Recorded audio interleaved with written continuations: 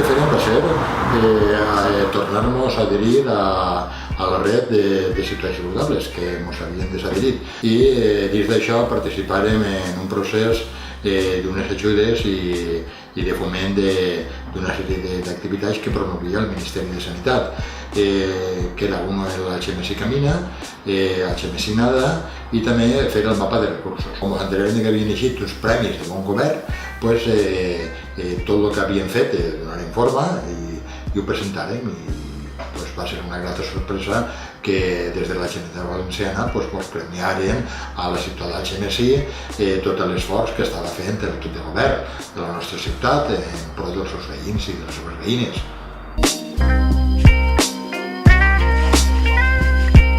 És un tema que des dels seus inicis, quan se va construir, ja se va pensar fa quasi 30 anys que fora tota la pastilla, tota la manzana. Després va vindre el procés de privatitzar o donar a una concessionària que era Ribera Salut. Entre els seus compromisos tenia l'ampliació del centre de salut.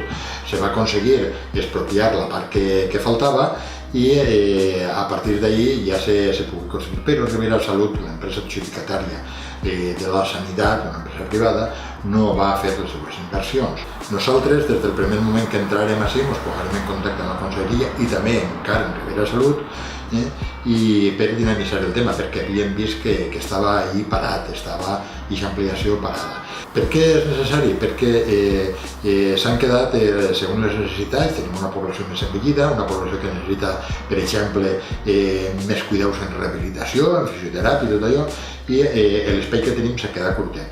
L'espai que tenim per a les matrones és escàs i a més fa falta la creació de noves places.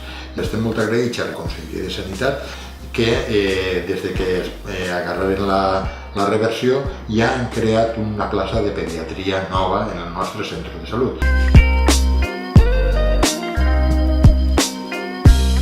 El que bàsicament han fet en la policia local ha sigut restablir els mecanismes de comunicació, els canals de comunicació en tota la plantilla i en els sindicats policials.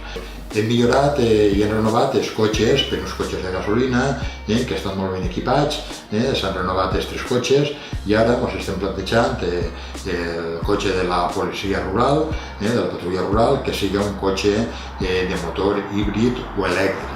I també dins del que ha sigut la patrulla rural cal destacar com una cosa pionera l'ús del dron. L'ús del dron per a vigilar els camps i per donar més seguretat als propietaris i les propietàries d'HMSI que tenen camps en unes collites que estan devaluats desafortunadament, però que ara van a tindre més seguretat de que van a tindre menys robatoris perquè anem a extremar la vigilància.